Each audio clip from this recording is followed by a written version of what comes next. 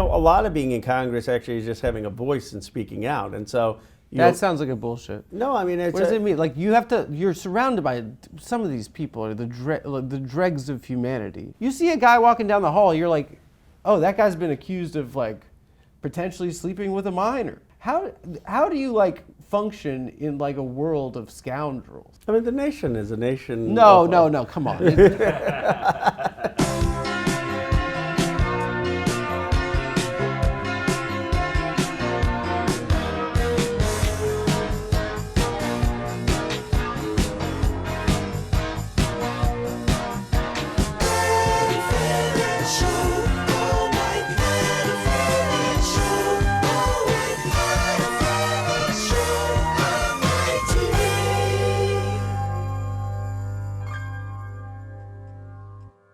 Hello and welcome back to the Adam Friedland Show. I'm Adam Friedland.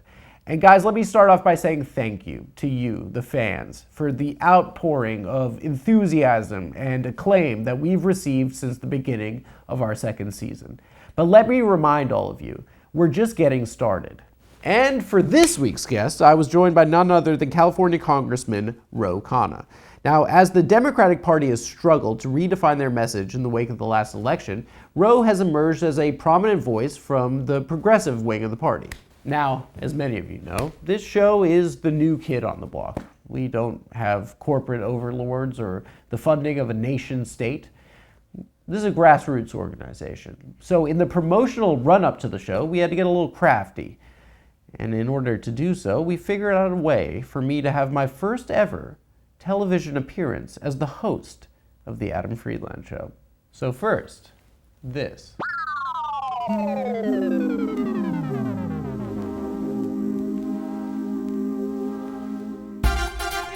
New York City Hall.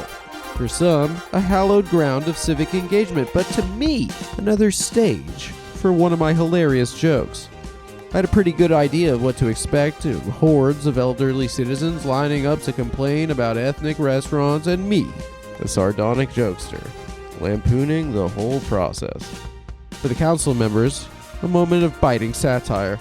For the concerned citizens, a comedy show from a celebrity free of charge. And for me, a perfect opportunity to craft a viral moment in promotion of my new show. Sure, yes, I am remembering the victims. Okay. More than you. No, that's not. I have been to more funerals than you. I guarantee. Don't do that. Do not do that. As it turned out, this was the worst possible day to come to City Hall for my comedy show. Do not talk. But I will. No, don't talk to me like that. And I'll talk to you like that. I don't take lightly to NYPD continuously lying about their advocacy. I sat and watched as tearful testimony was given about an incredibly sensitive topic, and I was terrified. To suggest that we should be sharing. No, I want to be Wait, clear. hold on. No. Maybe someone can make this funny, but it wasn't me. I had already submitted my written speech and comedically doctored photo evidence of my claim. And if I stuck to this plan, there was a good chance that I would go to prison for the rest of my life. Adam Friedland. So as my name was called, I took my seat in front of New York City's highest body and made a life or death audible.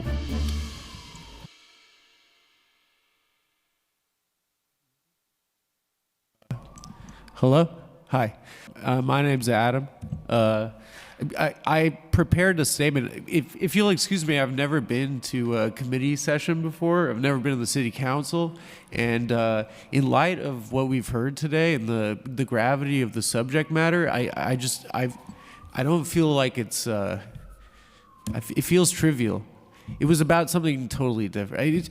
I just want to let you guys know a lot of people, myself included, people have like kind of lost faith in our institutions, and seeing people standing up for children today, and I'm inspired by the work of the chairman and Mr. Jumani and Councilperson Cabin and Stevens. You guys are awesome. I mean, this is awesome. So I didn't even know about this, but I support it. I've just been watching. And give it up for yourselves. You guys are awesome. Give it up for yourselves. This is really cool. This actually matters. most everything is bullshit. This actually matters, and I won't waste any more of your time. I'm just inspired by all of you great people here today, and if by any chance the person that did the graffiti by my house, that if by any chance he's watching it, you know, just I don't know if he likes the city council, but hopefully he's watching it, and we could, you know, hang out or something. We could talk about it, and it hurt my feelings. But but who am I to call out a fellow citizen, especially in light of everything we've heard today? So keep kicking ass, everyone. Give it up for yourselves. This is. Oh, it's okay. Thank you a lot, everyone. All right. Thank you. Hello, my name is Sharon Brown, and before I start, remember the hostages, release the hostages, let Yahweh's people go, defend Israel. Well, okay, so lesson learned. Nowadays, it might seem like everything's gone dark, but if you look close enough, the candle of democracy first lit by our forefathers still flickers.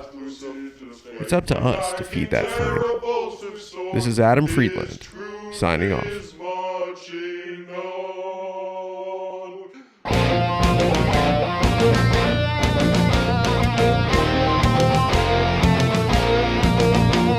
Democratic Congressman from California, KHANNA. Everyone. Normally I do the introduction, but okay. That's a new thing. That's our Andy Richter over there. That's our Jimmy Pardo. Congressman, thanks for Great coming. to be on. We talked briefly on Zoom. We talked, and I followed you during like the whole Bernie thing. I mean, you were the whole. What do you mean the whole? Since the Bernie 2016, campaigns, the Bernie 2020 campaign. That's when I was a co-chair. 2020. I know. And you were followed me. I mean, I followed that you were a big advocate for him. There weren't a lot of people in the media. I mean, you were independent media who were supporting him. That's how I came to know who you were. Is that right? That's really true.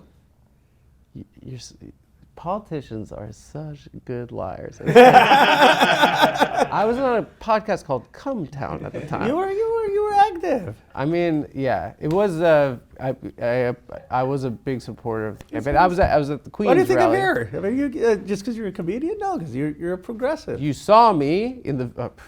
I don't know, brag, the VIP section of the Queen's rally. Yeah? Yeah, which I had to lie my way into. I wasn't at the Queen's rally. That was the one with the AOC, right? I was stood right next to her. Yeah. I didn't say anything, but I think she probably knew who I was too. I met Michael Moore though, on the other hand. He's very good. He's the man. Yeah. I mean, he kind of like was Trump before Trump in terms of understanding what was going on. I agree. He was the only guy that was like, Trump's going to win. And he was the only guy who understood the two basic things, which was people's jobs were being snatched from them, shipped offshore by greedy corporations. Yeah. And we're going in all these dumb wars. And those were the two, I mean, Trump had a lot of other BS, but those are the two central things that Trump ran on in 16. Well, and also throwing Hillary in a dungeon. That was there was that part too. Yeah. That was a big winner for him, I think. And he didn't follow through. And that's the thing about Trump. He doesn't follow through on his promises to throw the former First Lady Hillary Clinton in a dungeon. Yeah, it's probably a good thing.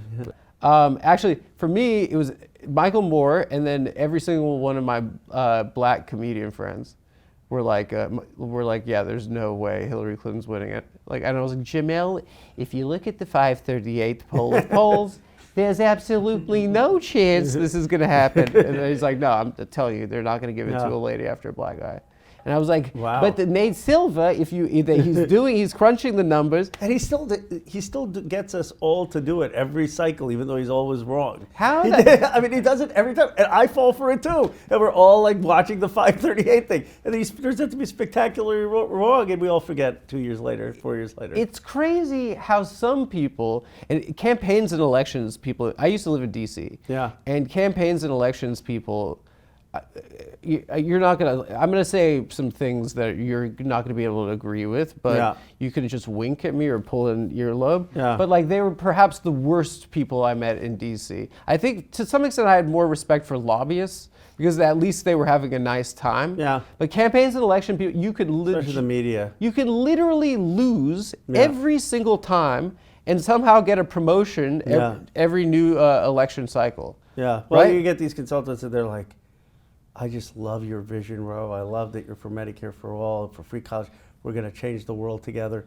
And then 3 days later, how about doing a $25,000 video on this and I commission? It's a very, very like, how do we make money? How? Okay, I didn't want to get into this till later, but how the fuck? Can I curse in Congress? You can curse. Can you cuss in Congress? I can curse, yeah, of course. Who cusses? Who's the number one cusser in Congress? Who's it? Marjorie Taylor? On our side, who's this? I mean, Jimmy Gomez curses a lot. Name names. Jamal Bowman used to curse. Jamal Bowman. Bowman would. Yeah.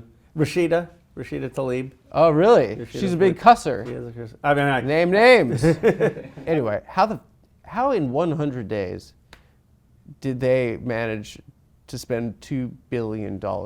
That's crazy. Well, and then end up in debt. What? They had concerts. So they entertained America. Well, no, but they didn't have enough money for Beyonce to sing. No, that was, she came and she gave the statement. That was just like, it's like if you have people go to the Super Bowl and the players don't play, they just like make some statement. I mean, it's I think we don't realize that. Oprah got paid and she's a billionaire. Yeah, she claims it was for the production. Do you have $1 million production here? I don't know. How much does the production here cost? Well, you're certainly not getting paid for this. I'm just saying that. I owe a lot of money around town, okay? Yeah. No. Well, we'd have to pay you. It's the other way around. How much? What are we talking about? What are we talking about? I think we kind of just watched an election cycle where you had one guy with his weird family around him as an inner circle, and then kind of Bannon, and then kind of Elon Musk, which you can't really discredit because he owns a massive social media platform. Right. But you had this you have 12 guys on one side, and then you had to have had thousands and thousands of algorithm experts, PR consultants, the amount of people that were just grifting. Algorithm expert. I didn't even know that was a thing. Maybe there is. I thought you were a tech. I haven't, but I'm sure there are. I'm sure. $2 billion is an insane amount of money. It is. What?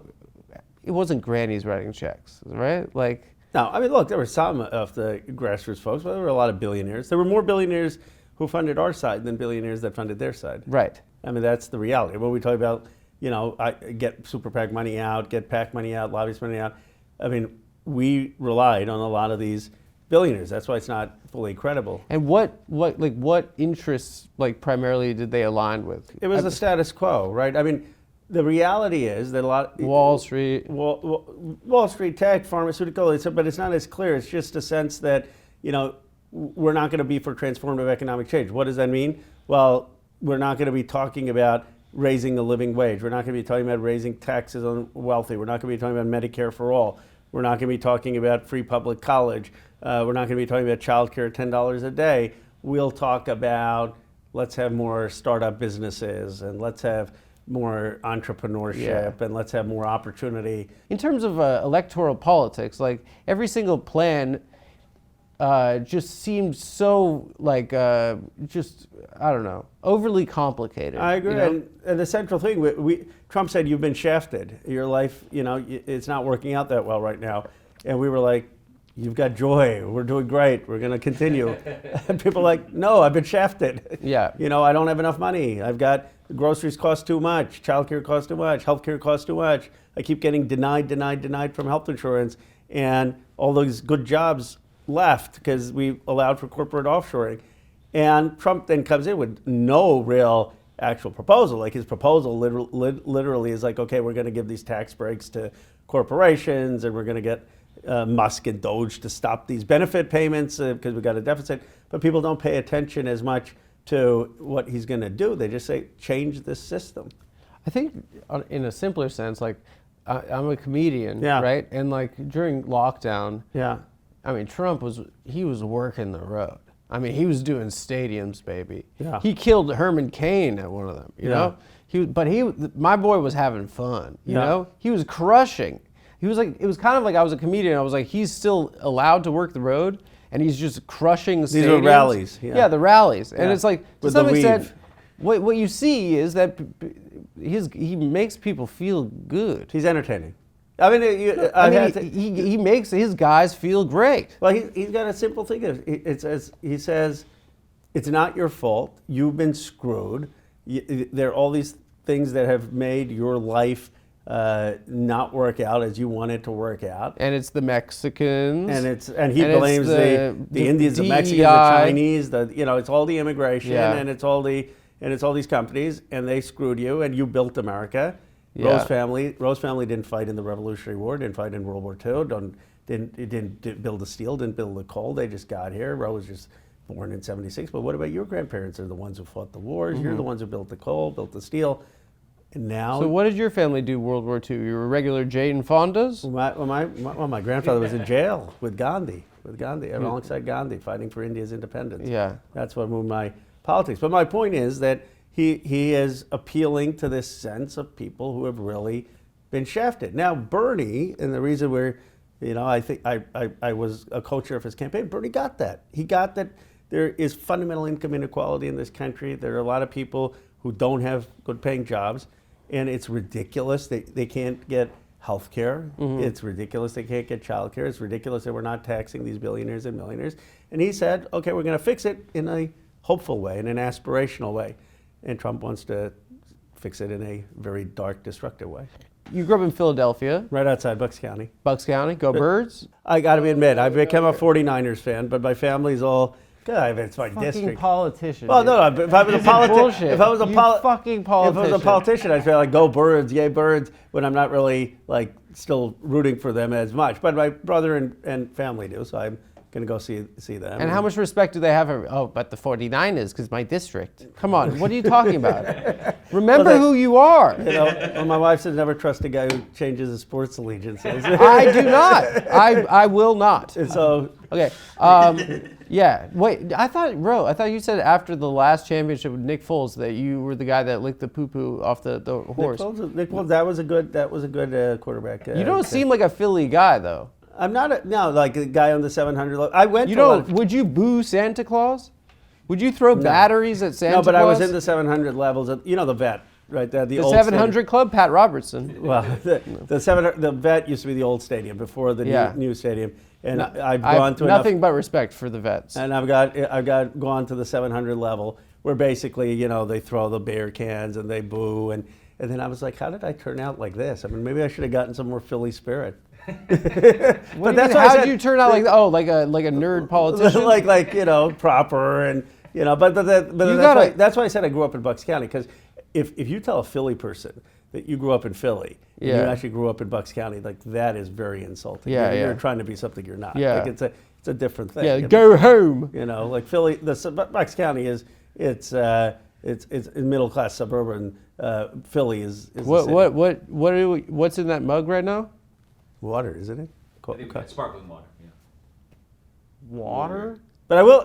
My favorite. Water. Wait, say it for real. Water. You're not from Philly at all. Where are you from? I don't know. Are you AI or something? I mean, JD Vance probably says I'm from India, right? that's like half the. I saw that last night on Twitter. They're like the comments are like, "What is Ro Khanna? Deport him. Who is he? What is a Ro Khanna?" That's like the Twitter. You don't follow your Twitter much? I saw it last night. Yeah. It's kind of good for us, you know that. What is? Because it's been Jew this last year. Now you guys are... Vivek ran a little interference for us, for the Jews. Yeah. Well, he had to realize do you feel like Vivek's embarrassing for you like Netanyahu is for me? Yeah, he was... Look, I debated Vivek. Take shots, bro. I will tell you, when you're an Indian-American politician who's an immigrant, you probably don't want to insult people who've been born in America, white Americans. Like, it's just dumb what he did. Like, I don't understand what he was thinking. Well, the tweet was funny, bro. It was dumb. No, come on, bro. He was basically like... He shouted out Steve Urkel. Did he shout out Steve Urkel? I forgot that part. The tweet was like, we used to have Bob Hope, Johnny Cash, Steve Jobs, Steve Urkel. You know what the funny thing now we have no hope, no jobs, no cash, and Stefan Urkel, the sexy one. Yeah. The thing I would ask Vivek, where I'd ask him was like, you're upholding like this Indian immigrant experience. Have you been to India? Because in India they're obsessed with Bollywood and cricket. Like it's not like they're all studying math. They've got like movies and cricket. So it's this idea that they're obsessed with Pakistan too. They are obsessed with Pakistan, unfortunately. Yeah. But are you Hindu? I am Hindu. Yeah. I'm Hindu. What do you make of old Modi over there? Was it Meet the Press or something? That's this is. Listen, I'm a guy who once pooped my pants on a podcast. Okay, I know who Modi is. I don't like his politics. I don't like it. I am. I talked about my grandfather. I mean, he was part of India when it was founded with Gandhi and Nehru. It was much more pluralistic. You were Hindu, you were Jewish, you were. Well, I'm South African, so old Gandhi spent a lot of time down in South Africa. And then that, and that inspired Mandela, some of his efforts there. Yeah. And so, but the point is now, Modi. I mean, Modi's done some things fine for the country, but he's too aligned with a Hindu nationalism in India that I just don't think is the right approach. Guys, I want to talk to you about DraftKings Casino. Spring is in full bloom. What does that make you think of? Casinos on your phone, right, Thomas? Yeah. New offers and promos are sprouting up daily at DraftKings Casino. Right now, new players can play $5 on anything and get 350 casino spins instantly on a featured slot game.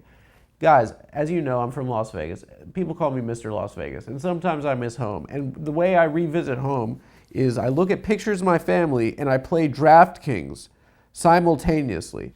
Download the app and sign up with code TAFS. Take the featured slot for a spin and explore thousands of others in the DraftKings game library. Check back daily to claim the hottest offers and promos on DraftKings Casino. The crown is yours. Now for the fine print.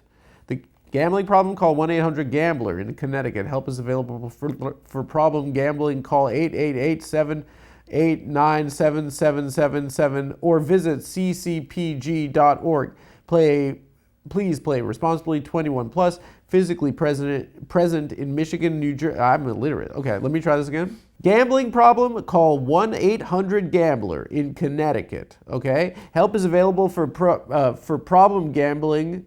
Call 888-78 fucking shit. Guys, here's the important part. Gambling problem. Call 1-800-GAMBLER in Connecticut. Help is available for problem gambling. Call 888-789-7777 or visit ccp.org. Please play responsibly. 21 plus. Physically present in Michigan, New Jersey, Pennsylvania, West Virginia only. Void in Connecticut and Ontario.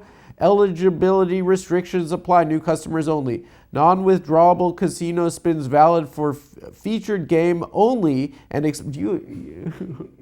non-withdrawable casino spins valid for featured game only and expired in 168 hours. See terms at casino.draftkings.com/promos.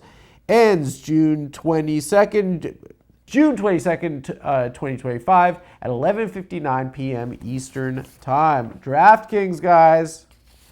Now back to the show. You were an attorney, Chicago. Yeah. And then you campaigned for Obama. Yeah. And then you were appointed in 2009 by Barack Obama. Yeah. I mean, I don't want to exaggerate my campaign roles. He was running for the state senate. I knocked on a few doors for him back then. Yeah. He was running against Alan Keyes, right? Well, that was the Senate. When I was a student at Chicago, Senate. as 96, he was running for the state Senate, and I knocked on. Was it Blagojevich's former seat or something? Well, the Senate seat was. This is when I worked on him. He was running for the state Senate, state legislature in 1996. How much interaction did you have with the former President Obama as an appointee? And as an appointee, Chicago? almost none, because I was like a deputy assistant secretary of Commerce, which is like. Fine, but not like up there. Come on, don't shit on you. You're deputy assistant. The longer your title in D.C., the less important you are. Were your parents like, I can't believe you're the only deputy assistant? What is it? Deputy assistant secretary of Commerce. Sounds nice to me. Yeah, but then after I got to Congress, probably now is more a couple times a year. Couple times a year. Yeah. And what's his vibe? He's very cerebral. He's calm. Yeah. He's got a sarcastic sense of humor. Really? And he's relaxed. I mean, he's no longer in the whole zone. Okay, and I want to mention this. You were co-chair of Bernie's campaign in 2020, Yeah. right? It seems like our former president, if you think about everything that's happened since he was president, it's been now the third presidential election since he's left office, that his influence on that primary was pretty much, it was that, and now he's making Netflix. Well, I mean, come on, bro. I didn't agree. I didn't agree. I don't know what his role was, but certainly I didn't agree with people coordinating to drop out of the primary. But Buttigieg endorsed. So again. who was it? I mean, I don't know if it was Pelosi or who, I don't know who. There were certainly powers that be in the Democratic primary, DNC. You can't take the shot. Well, you're still with the boys. With who? With Bernie? You're still in the world. To But me, you blame him. You don't blame you don't blame like all the other things that happened, the DNC, and they basically cut deals, Biden's team, with these other candidates to get them out of the race, and they all dropped. They all endorsed. And how did that feel? Terrible. I mean, it felt like it was taken from us. They fucked us. They did. I mean, look, it never has happened that someone in modern times wins these early states, New Hampshire, Iowa, Nevada, and loses. I mean, it's just usually it's like you're off to the races. And I think Bernie would have won in 2020. I'm not sure, to be honest, whether he would have won as decisively as Biden, but he would have won. Against Trump? Yeah, he would have won Pennsylvania, Wisconsin, and Michigan. Whether he would have won Georgia and Arizona, it's an open question, but he would have won. And had he won, we would have fought for a living wage, $15 wage. You know, Bernie and I called for firing the parliamentarian to get that wage increased. We didn't get the wage increase. As you said, that felt terrible in 2020. You were the co-chair of this campaign. Yeah. It felt like collusion. You stayed in the government, right? I stayed in the party. I said I supported you stayed in Biden. The party? Like, this feels like the most beaten down Americans have ever been. And most people feel like most people don't like the fucking government. Sorry. That's right. Right? Yeah. And like, so in a simple sense, why do you want to be in the government? No, this is our real problem. No, but you as a guy, well, Ro. I'm telling you, because the only solution to it is to get the government to work, because you've got massive inequality in income. The countries that I grew up in Bucks County, Pennsylvania, I grew up in the 80s, that my parents came through, that the sense that everyone is going to have a real shot, that there's a dynamism. You know, I grew up on a street where you had HVAC technicians, electricians, nurses. How do we build that? And the only way to build that for everyone in every place is to have a government that works, that's good. And yet we've got this problem that you basically have an economic aristocracy. You've got a bunch of people, many in my district, they think that they're entitled to rule. They think that they know better, they're the smartest, they're gonna figure things out. All the wealth is piling up there, $12 trillion in my district, Apple, Google, Nvidia, Tesla. And the only protection, the only way that we actually don't just let them dictate the rules and make all the wealth is to have an effective government. And yet you've got 70, 80% of Americans saying, we don't want government. And so this is the central problem. It's not like, what's our message or who do we run? Our central problem is, how do we transform the economic opportunity in place for an American when we can't convince the Americans about government? And there are a couple of things I think. This is why I was so much for Bernie. Bernie was basically saying he was making the case for government in the best way that someone has since FDR. And he was saying that given this economic aristocracy where you have this wealth and power coming together in campaign finance, the only shot we have is a people-centered movement. But if you go to the 2020 campaign, they did kind of try to incorporate more of the what's it called? Multiracial aspect, or Not that what's it called? What's the word? Intersectional. Intersectionality into his campaign. I think Bernie kind of got confused and lost inside of that. Yeah. He was like, my name is Bernie Sanders, they, them, my pronoun, like, I'm a pansexual, of course. Jane and I are getting into pansexuality. I don't know what this means, but I've never listened to one song, but you do a pretty good Bernie. What? You do a pretty good Bernie impression. Can you tell him that? I will tell him that. I will tell him that. I want to know. I think this is an interesting question that you're never asked, but like you're in Congress, right? Right. You have a cafeteria on Congress? We do. It's like the Longworth Cafe. What's your go-to in the cafeteria? I would get tacos. Or, they got a good taco? They have a decent taco. You know where they have a good taco bowl? Trump Tower, apparently. You go in there? Is there a poker night? I don't do poker night. I'm sure there are. You play basketball? I do, but not with people in Congress. No. Really? No, I'm like with my I'm with my family when like but I'll go out for a You only drink. play against Indians. I only play against Jews. Seriously, as a matter, the tenacity on display when it's an all Jewish basketball game, it's the skill level could not be lower, but the passion I can't explain. We to play you. like Thanksgiving. It's a family tradition. We'll all go to like play basketball. You've never hooped with Bernie?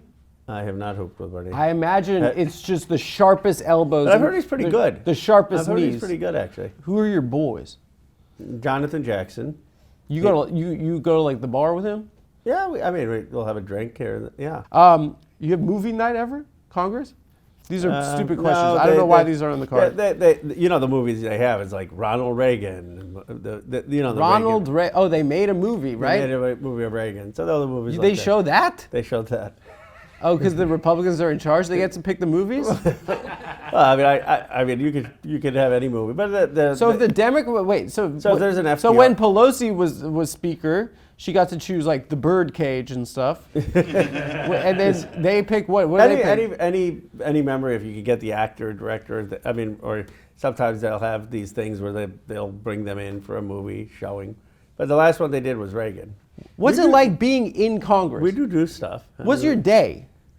We go vote. You know, that's the basic. Yeah, but no one shows up. We watch C-SPAN. It's empty. Well, they don't show up when you're making speeches onto the. It's very rude.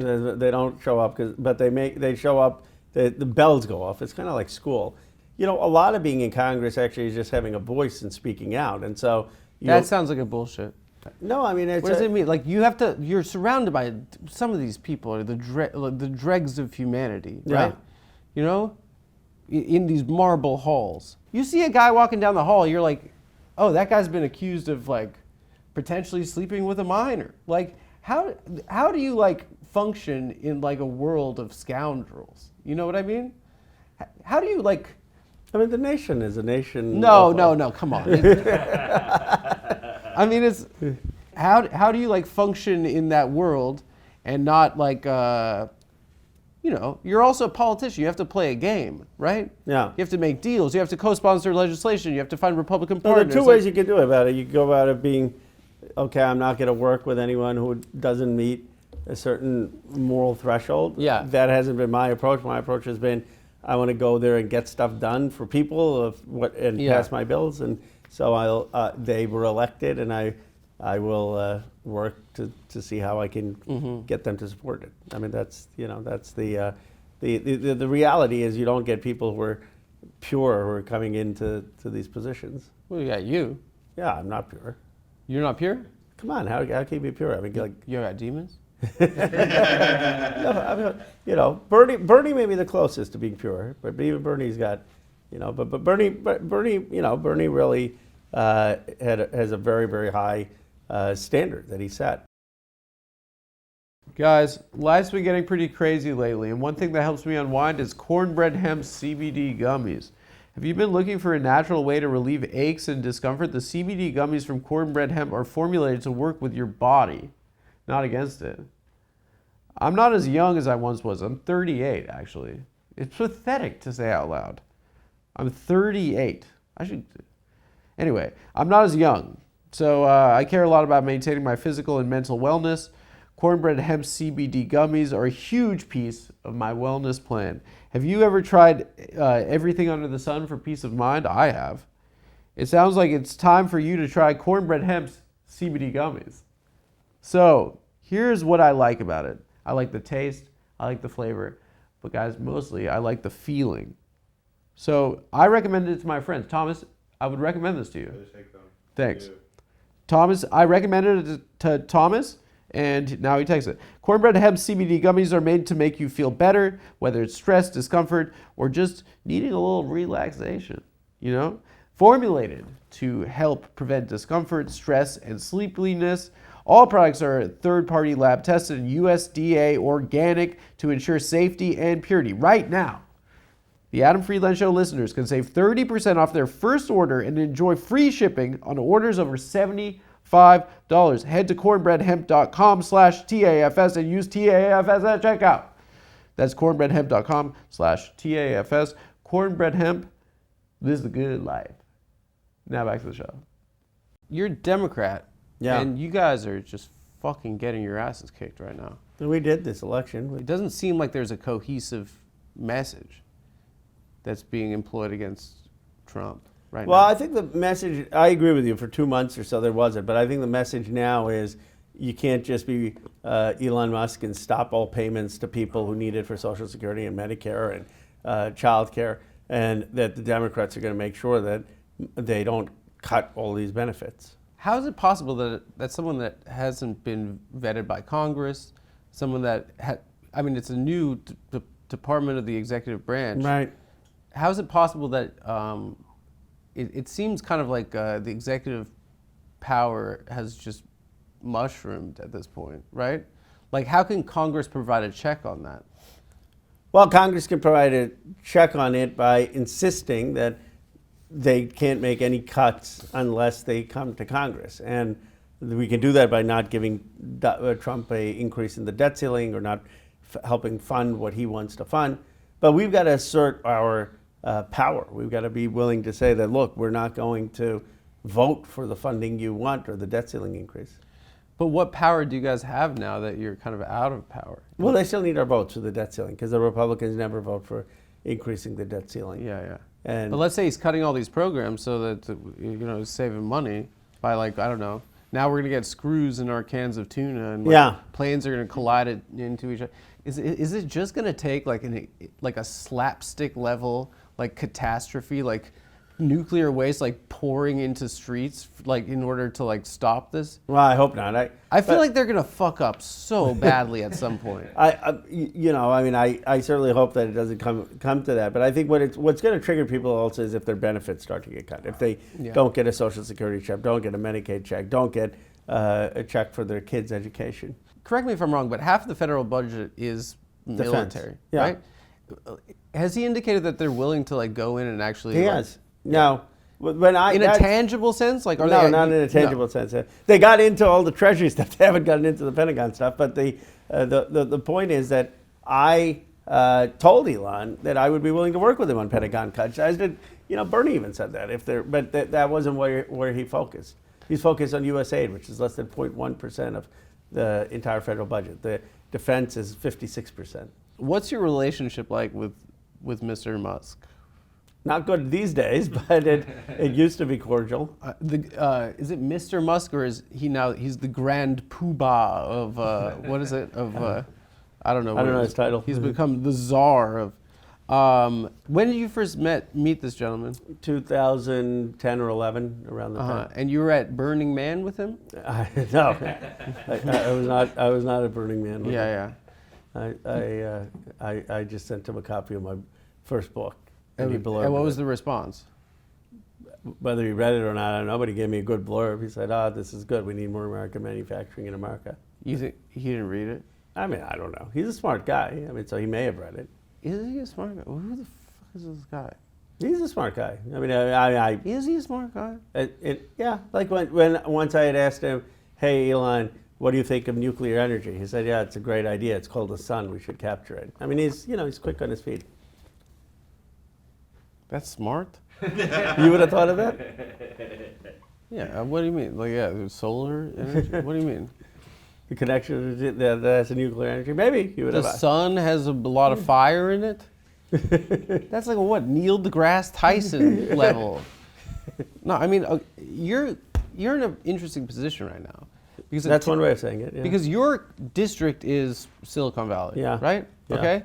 And there's been a realignment in tech, like, to the right. Right. We saw the move to the right. Yeah. A move. It means, there's still 70% Democrats, but it used to be 95% Democrats. So people feel they're hearing the 25%. The thing that drives me nuts about these people, and you're really not going to agree with me on this because you can't, and you shouldn't agree with me, But these are some of the biggest dildos in American society. I mean, like, How do you define dildo? They're people that understand they're capable of understanding the flaws and inefficiencies and the ills of society. Correct. But they have the ego that says that only I, a genius philosopher king, am the one You that's... love my speech. Make my speech go viral. Everyone needs to listen to my FDR speech. I call it the aristocracy of talent, this is what they believe. I have a line in there saying that they even believe that they want to separate the distinction between man and God. They want to get rid of immortality, which is true. They're trying to make us immortal. I mean, they really have this complex that they are entitled to rule. Let me Steve Bannon you, Ro. Let me see. I'll write jokes for you. That would be good. You can give your, like, this is going to be your city on the hill speech. Silicon Valley are some of the biggest dildos in society. Okay. It seems to me as if most of those companies don't ever make any freaking money, right? It seems like there's all these VC, like old guys that get hoodwinked into giving, like, an app that makes like Theranos is a perfect example of this. Well, Theranos obviously was a fraud, but oh, it was a fraud. I thought it was a great idea. But you know, I mean, like, does Uber actually make money? I don't know if Uber does. They don't pay their workers much. Is it money laundering for the Saudis? But they don't pay their workers. But in fairness, I mean, do you have an iPhone or a Samsung? Or don't do this crap. Do you use Google? Oh, are you a socialist? So why do you have a cell phone? No, I'm not saying that. What are you, freaking Marjorie Taylor Greene? I'm saying those things are actually used. You know, get Amazon packages. So it's not like they aren't. No, that's the one guy that makes sense. And Bezos makes sense. People have phones. You know, they use the phones. Bezos makes sense. People do Google searches. Apple makes money. Bezos, what? Okay. Anytime I want any crap, I get it to my house tomorrow. He reinvented the supply chain. And what about Google search? And he's also still a Miami guy. He got the muscles and stuff. That makes it's like Bezos is like in a simple sense. It's like if you're in the Old West and there's a general store, and then the Sears catalog comes. They're like, it's going to destroy the general store. I mean, that's what Amazon's technically done. Plus, YouTube, your whole thing is on YouTube.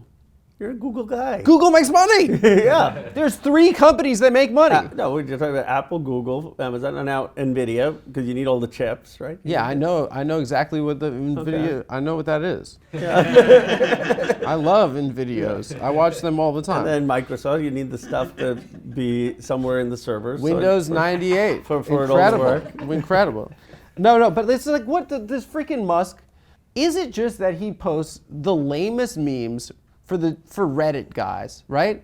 And basically pumped a stock price of a company that made 4 cars that explode constantly, and the new one is just. I'm not gonna, obviously. He's your best friend. You don't have to talk shit about him. He called me don't be a dick. So.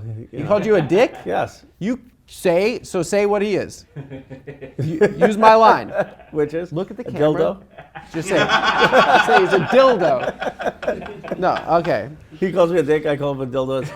I don't know if that's fully symmetrical warfare. You're a real human penis. This guy is a plastic. Okay, we're getting off. Do you think that the Democratic Party lost faith in the electorate by their constant assurance that Joseph Robinette Biden's intellectual faculties there was nothing wrong? Yeah, I think yes. I mean, not that I think he was capable of still being president, but I think we had to acknowledge that there was a decline. When that debate happened, I just felt so sad for America, right? It was like the rest of the world was watching it. We were being so embarrassing. Getting to that point, right? Like, as a party, like, just indicates that there is. What is the DNC? Right. And there's no one actually at the wheel right now. But like, if you think about it this way, in 2016, Reince Priebus lost control of the GOP, but there was still a power structure, right? The question is, what the hell is the DNC at this point? Well, it's a new guy now, Ken Martin. He was a Minnesota State Party chair, but he's not going to define the party. The party is going to be defined based on where the fight is for, are we going to be a progressive party or not? Are we going to stand up for Medicare for all? We just saw Jamal Bowman like get executed for. But I think that for your listeners and stuff, because we are very, very close to having like a progressive takeover of the Democratic Party. I mean, Bernie was fighting uphill. He was fighting all of the establishment forces, and he still almost won. And now we're, what's 5 years later. What's the game plan there? The game plan is to make sure that we have, just like you had Bill Clinton, you have 20 years of these centrist corporate Democrats, to make sure you have 20 years of progressive Democrats. But they have money. Who? The centrists. The centrists have the money. The centrists have name ID. So how do you beat money? You need the progressive base energized and mobilized, and just like they were with Bernie, but they're more off us now. I mean, it's, but the next presidential election will be 2028. That's 8 years from when Bernie ran. That means there are a lot more people who can be part of the progressive base. And Bernie is only going to be 98 years old. I'm convinced if Bernie was 10 years younger, he'd be president of the United States in 2028. I have no doubt about it. Because I think so what about me? You could. And you've got the comedian thing going for you, because people kind of want an outsider. Maybe, okay, I'll do VP, Stephen A. Smith, president.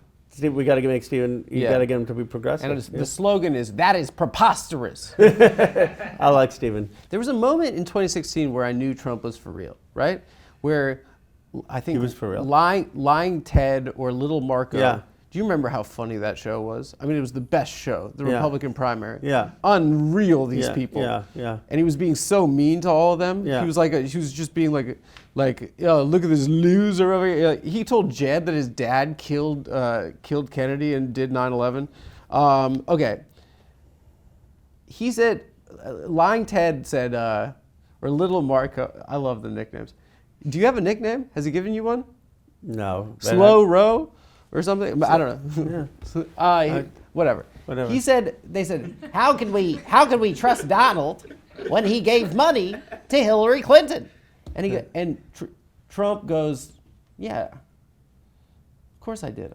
I'm rich. I give money to everyone. Yeah, I remember that It was line. a moment. He's like, everyone, here's how it works. It was a moment where everyone knows that's true. Yeah. But no one's willing to say it. Yeah. Right? And and even though he's a liar, right? It was a moment where we were like, oh, this guy's actually saying the thing we know is all true. Yeah. So I'm going to give you an opportunity. Okay. Okay. This is like... How the fuck...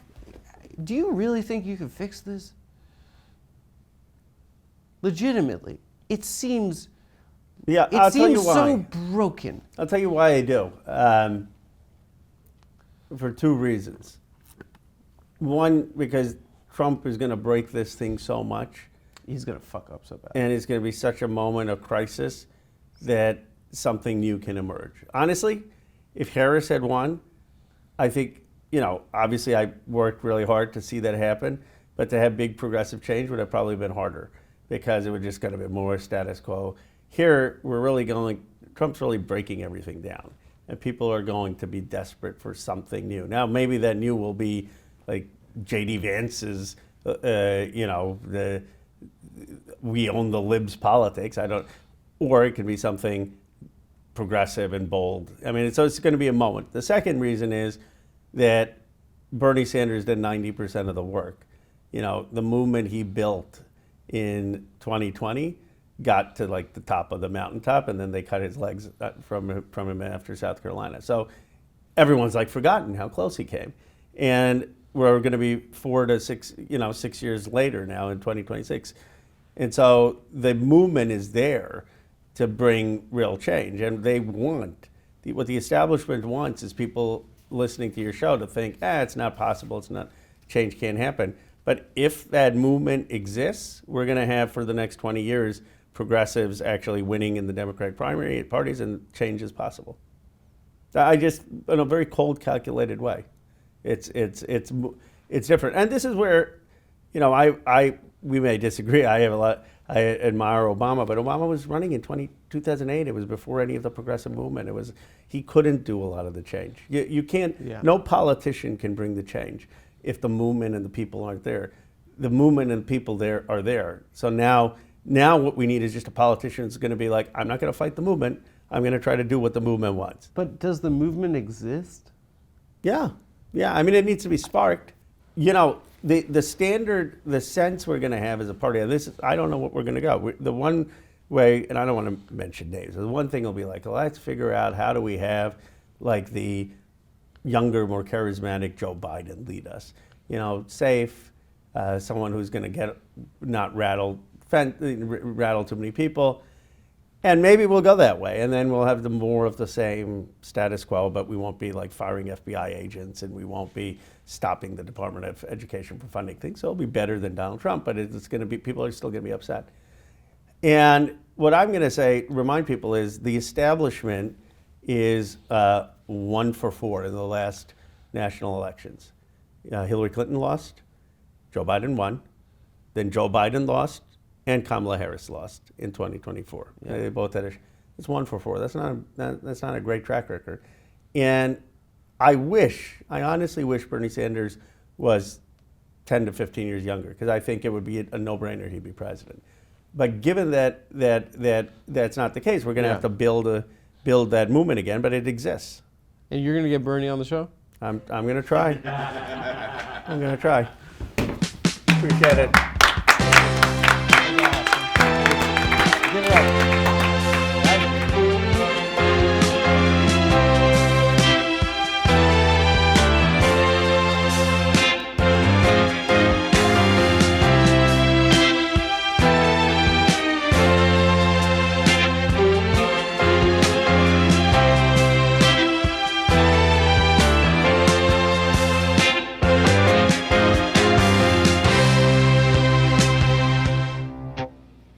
Okay, so the public safety, we can always keep Israel's safety in the forefront.